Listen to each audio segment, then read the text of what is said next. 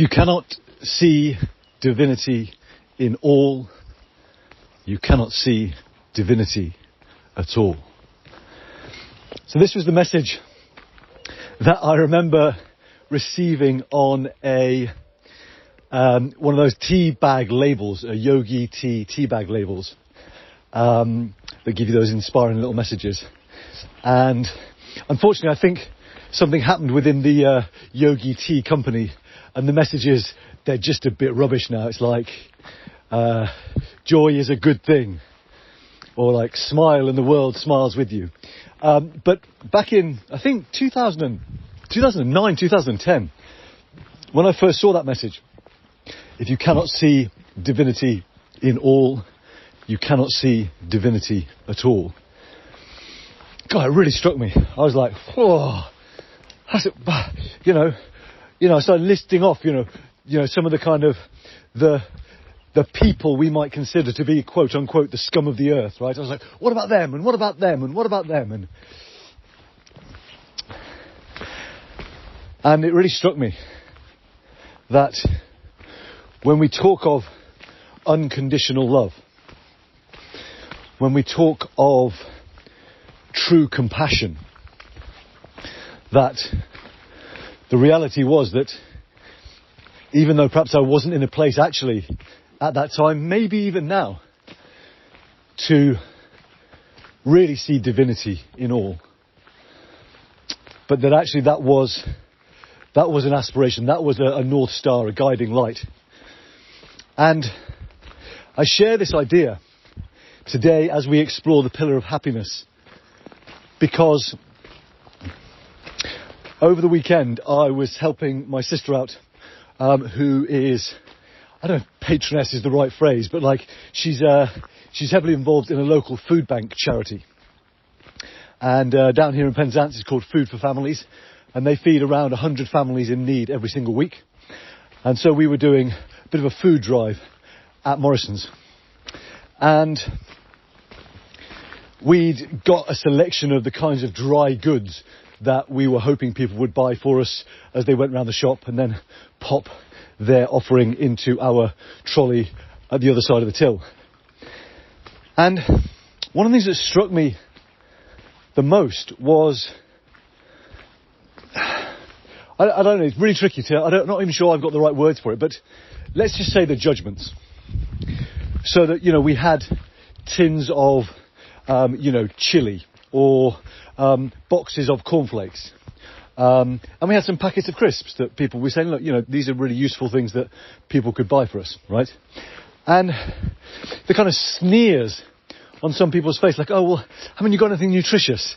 We'd rather donate some, meat or some vegetables. And it's like, yeah, we've got people who provide us with those things. What we need is a dry goods. But it was the implied judgment that, what we were doing was lacking worth because of the foods we were asking people to buy.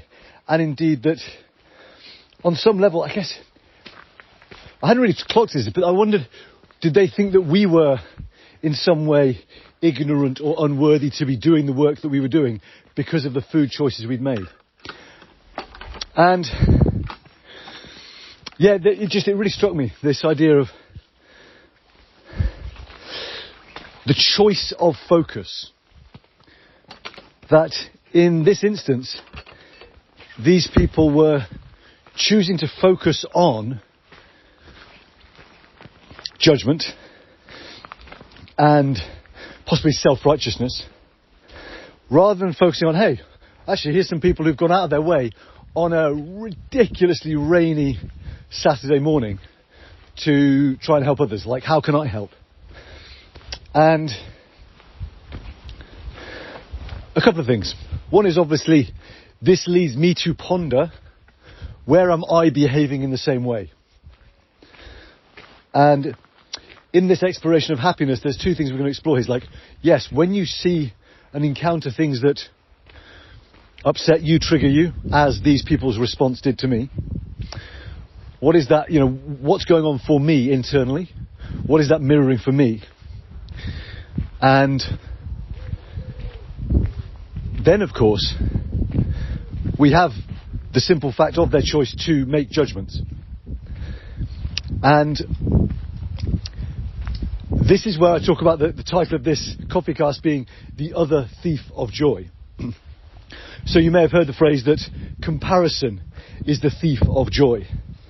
That when you compare yourself to others, there's never going to be a way in which you couldn't be less favourably compared to, the millionaire who's got loads of money, or the, husband and wife who've got the perfect marriage, or the children who are perfectly behaved, or the person who's got the amazing job or vocation that they love, right?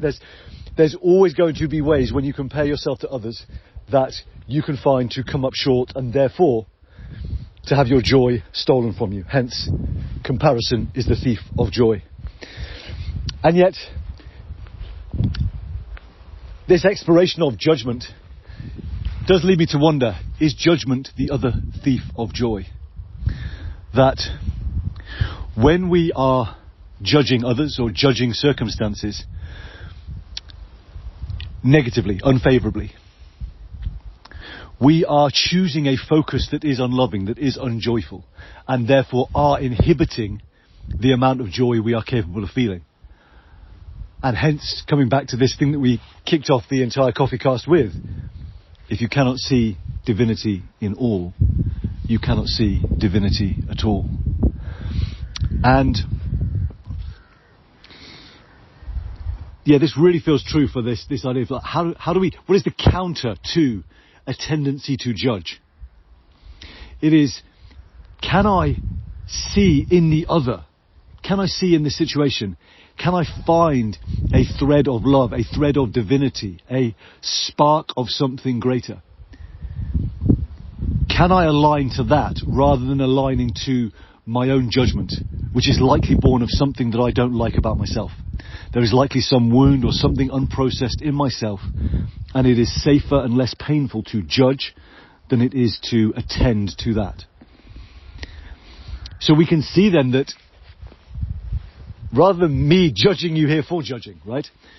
I do ask, where right now are you? Do you have a tendency to be judgmental? Because it does reveal a vast gift in two ways. One is that you get to choose to refocus, to realign, and to choose to focus on that which is loving, that which may be quote unquote divine, however you understand that. And then of course, that it reveals, okay, why am I judging? What is going on for me? And in tending to that, in understanding that, well then, you yourself become able to not only love yourself in greater ways, but also love others in the world in greater ways. So, without doubt, the judgments bring their gifts, but it's important to recognise when they're there, because for as long as they're in place, there is a limitation on the love that can be shared and experienced. Alright, so today, what are some of the ways in which you judge yourself and others? And how can you find that golden thread of the divine? And how can you tend to that which is in you, which is causing the judgment to be there? All right.